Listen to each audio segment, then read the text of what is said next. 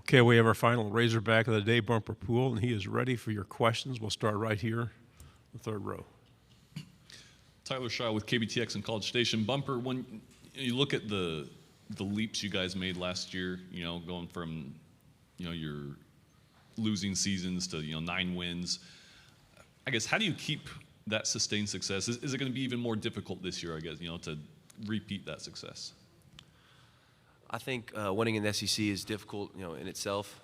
But I've been a part of teams that, like you said, have been 2-10, and then obviously after last season, things completely changed. But it wasn't, an overnight success, and there's a lot of work that goes into it.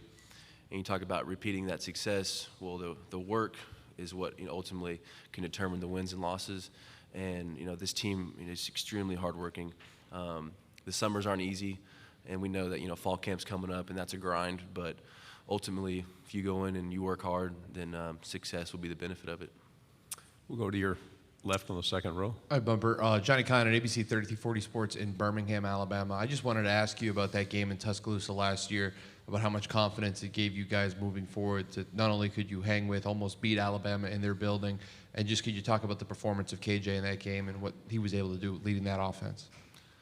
Yeah, watching KJ, like you said, in Tuscaloosa was such a great game because, he kind of came out and showed how talented he is and he can handle any moment. For us, that game was, just like any other game, we showed that we can win a lot of games in the SEC. We didn't get it. We felt we came up short, let too many passing yards up, and just things that like you watch games like the Alabama game when, yeah, we were close, but for us there were so many things that we could have done better. And going into the next season, just being able to fix those mistakes to be able to have more success. Front row on the end. Michael Cobble, WBRZ out of Baton Rouge. We've seen Dwight, obviously, for quite some time and those arms. Just how is he meshing with y'all, and how would you describe his game and what he brings to the Hogs? He's meshing very well, and, we call him Nudie. The way that he's coming in and kind of changed some perspective in guys, the way that he talks about guys, we need to be more close outside of the facility.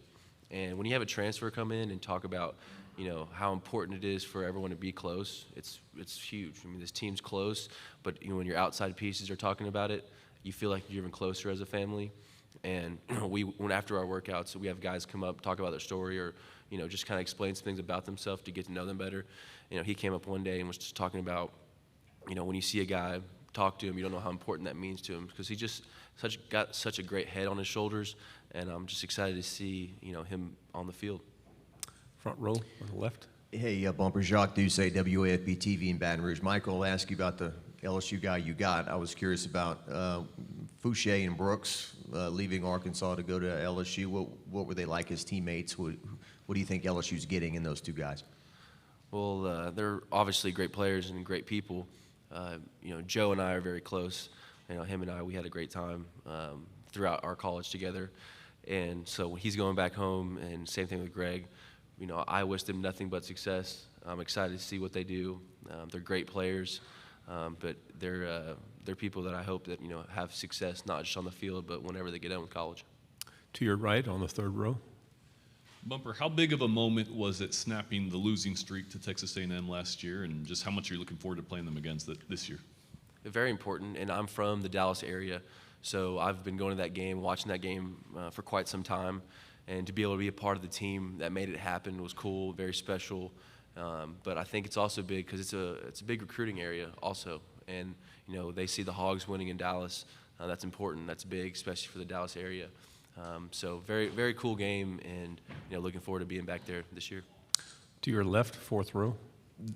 Dan Peck, ESPN 106.7. The expectations going into this season seem very different than the expectations when you were a true freshman going into that season, and some of the expectations that Arkansas had or people had of Arkansas earlier in your career. How significant is it to play a role in leaving Arkansas a better football program than when you arrived?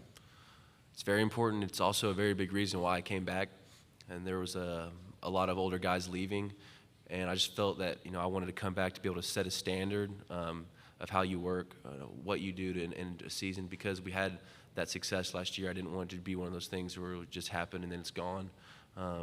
I think that, you need older guys, breathing life into your young guys, saying, hey, this is the way you do it. This is how you go about your business, to be able to repeat that success. Second row, and then pass the microphone down when you're done. Anthony Patterson with the Atlanta Voice. I talked with KJ and your other teammate about the loss of Georgia. Both of them talked about how it basically humbled them and made them want to get back to the drawing board. For you, what do you remember about that game, and what was your thought process and mindset? Yeah, I think going into that game, it was the first time that we had been, highly ranked. And so we knew that it wasn't going to be an easy game, and we knew how talented Georgia was last year. But also, like, it's a lesson learned. We now know what it's like to have, a high ranking, be at a college game day, play a team like that. And we know there's certain things that we have to do differently. And like anything, experience is extremely important. So to be able to have that moment is only going to help us out more this year. To your left, second row. Bumper, just to follow up, you guys have had a rough time down in Auburn the last few times you've played down there. You've had some controversial finishes, and that's been a pretty difficult building for Arkansas. Is that one circled on your calendar, and why is Jordan-Hare such a difficult place to play? Well, like you said, there were some games that we've had some close calls, but I think Auburn's been a team that I have not beaten yet, and so that's something that I would love to happen for us this year. In my freshman year, can't think back to quite a while, but such a cool stadium and a great environment. One of the first college stadiums where I was like, wow, this is truly special. So yeah, excited to go back there and play, and hopefully we can, finally get a win. Front row here on your left. Bumper, what did last season's LSU win mean, especially since the defense kind of won the game with the interception there in overtime, and what does it mean when those guys go up to play you in Fayetteville? That's a big game, especially just because in history, the Arkansas-LSU rivalry has been very big. And so finally getting to get back and get a win, get the boot back in our facility, very important to us and our fans. But yeah, like you said, one of those regions where it's a big recruiting battle. And so the more we win, the better it helps us out. So we're looking forward to having it in our stadium again this year. Okay, on the fourth row, and then we'll move to the third row. Could you tell us a little bit about your relationship with Barry Odom? It seems like his former players rave about the kind of coach and the kind of person he is, the impact he's had on you as a player and as a human being. Yes, he's very intense, very laser focused when it comes to football. He knows there's an on and off switch, and when he's in the facility, it's always on. And that mentality has, been instilled into me, and I've become a better person and a better player because of it. My outlook on the game has changed. I know that there's more of a process to it now than I did when I was younger. But I can understand why former players rave about him, because he's going to give you his all. And I feel like this year he's only stepped it up even more.